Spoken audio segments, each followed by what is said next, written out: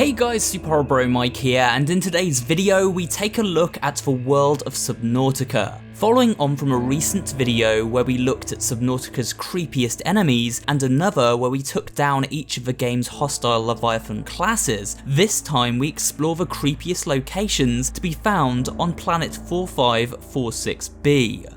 So sit back, relax, and prepare to get your feet wet once again as we explore the dark side of Subnautica with a look at its creepiest biomes.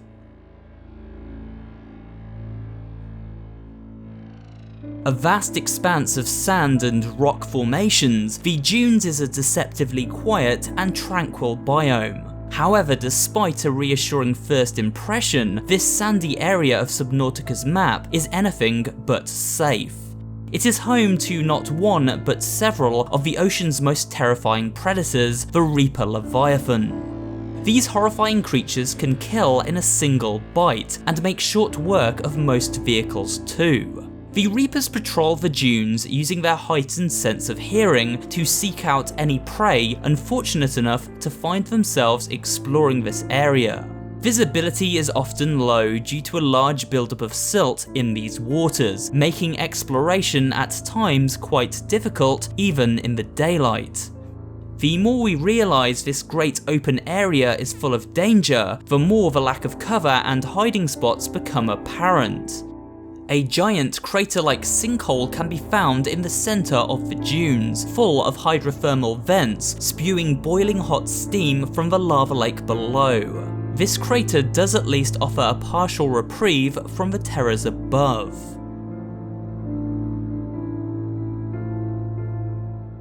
At a first glance, the JELLYSHROOM cave is a place of incredible beauty.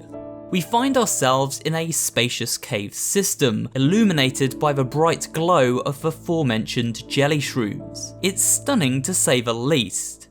However, soon it becomes apparent we aren't alone, and something sinister lives inside each of these giant shrooms. These are crab snakes. The crab snakes nest within the JELLYSHROOMs, both laying their eggs inside them and using them as a clever way to ambush any would-be explorers.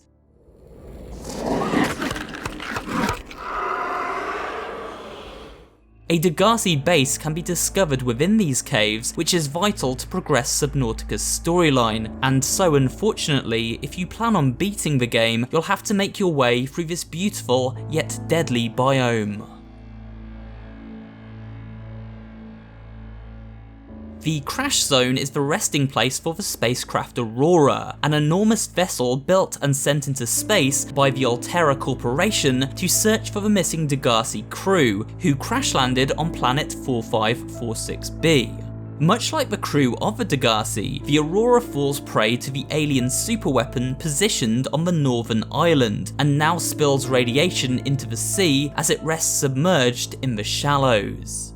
We can't even get close to the crash zone before obtaining a radiation suit, and once exploring, visibility is low due to the mass pollution of radioactive waste that surrounds the ship. A Reaper Leviathan hunts around the wreckage too, which makes exploring for valuable parts risky business. Once aboard the ship itself, we realise there are no other survivors. The entire vessel is a smouldering wreck.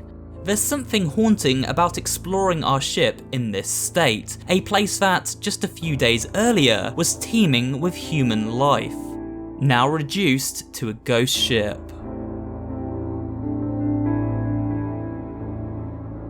The mountains to the north of the crash site at first seem fairly pleasant. A lush tropical island containing caves, an abundance of fruit, and an alien base to explore. However, while mostly a safe haven above sea level, below the waves of this island coastline, dangers abound. The mountains of the island reach down deep below the ocean's surface, all the way into a great dark trench below, teeming with hostile life forms. Near the surface, Reaper Leviathans can be found, and further down we encounter Warpers. Warpers were alien creations made to protect the planet from infected creatures. Unfortunately, for most of the game we are indeed infected, and so these terrifying creatures are a threat. often warping us directly out of our vehicle and into the open ocean where we are exposed to danger from every angle.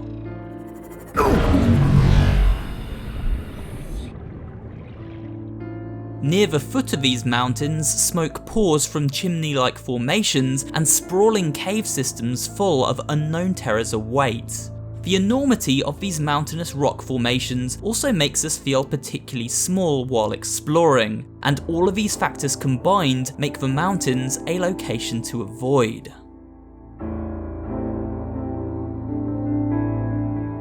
While certain areas of the Blood Kelp zone look quite mesmerising, there is no doubt that visually this is one of the most unnerving areas of Subnautica's ocean to explore.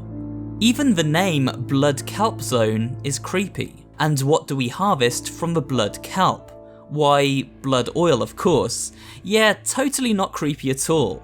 The depth of this biome reaches over 650 meters below sea level, and is teeming with some of Subnautica's most deadly predators.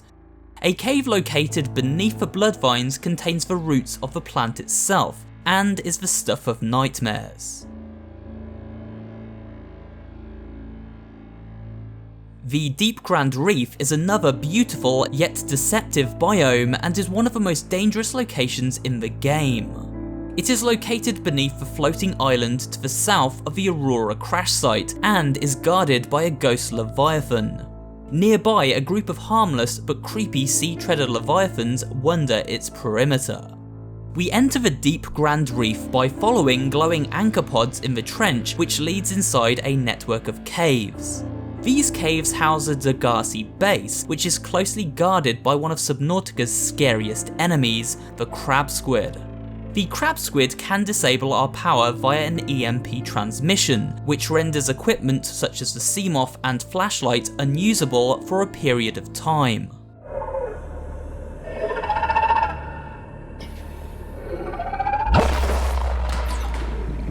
Warpers also patrol this vast cave system, and it's easy to get turned around and lost while exploring, especially if we find ourselves engaged in combat. So good luck navigating this dimly lit biome, especially on a first visit. The title is creepy in itself, The Lost River. We imagine how a river ever formed so far below the water's surface, and how the planet of Subnautica has likely changed over the years as a result.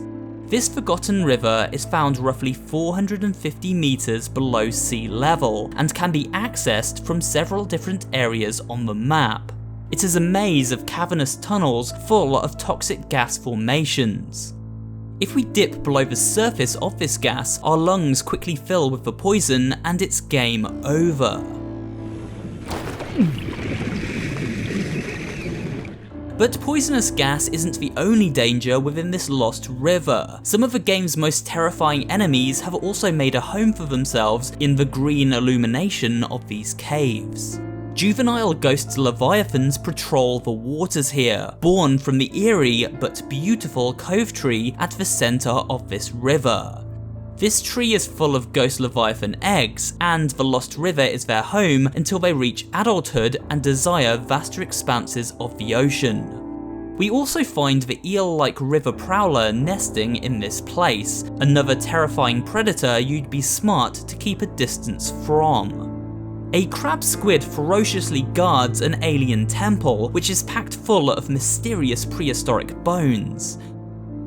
And elsewhere we find an even bigger structure, an alien laboratory where ancient skeletons were housed for research purposes. These giant bones can be found outside of these alien structures too.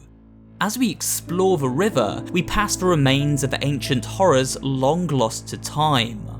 Just be thankful these particular leviathans don't show up in the game. Beyond the toxic boundaries of the Lost River is an even more terrifying proposition, the inactive lava zone, and below it, the lava lake. These two connecting areas are very hot, as you may imagine, reaching peak temperatures of 51 Celsius. Lava pours down like waterfalls into a molten lake at the very bottom. Hot geysers billow boiling gases from cracks in the floor, which are a constant threat to divers navigating this desolate biome. Many predators patrol these scorched waters too. Lava can latch onto our machinery, draining its power, which is something we definitely do not want to run out of at these depths. Lava lizards with skin hardened by years of exposure to the magma are a constant danger too, as are the ever terrifying warpers. But by far the most fearsome and nightmarish of all enemies within these zones are the two sea dragon leviathans patrolling them.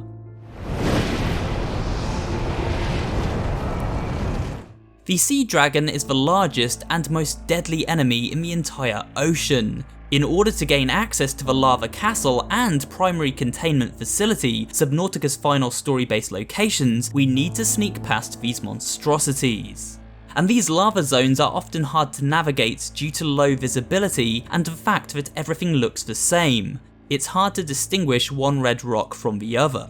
If you want to escape, a compass scanner and mapping out points of interest are all essential. Good luck, explorer. Without doubt, the scariest of all environments within Subnautica's watery world is the crater edge, also known as the ecological dead zone. As we approach the edge of the map and make our way into these uncharted waters, ominous music begins to play and everything becomes a little too quiet.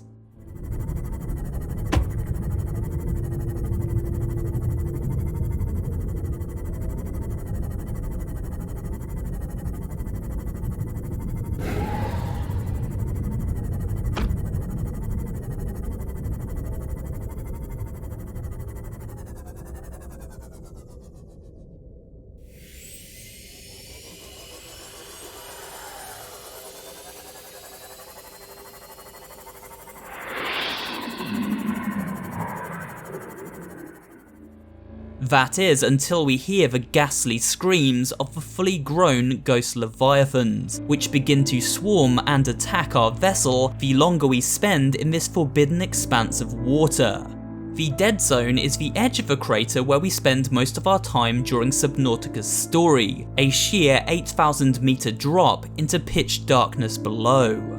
The fear of not knowing what terrors may lie in wait at such incredible depths, combined with the abundance of highly dangerous predators and absence of any kind of other life forms, make this endless ocean environment a place only the bravest or perhaps stupidest of adventurers dare enter.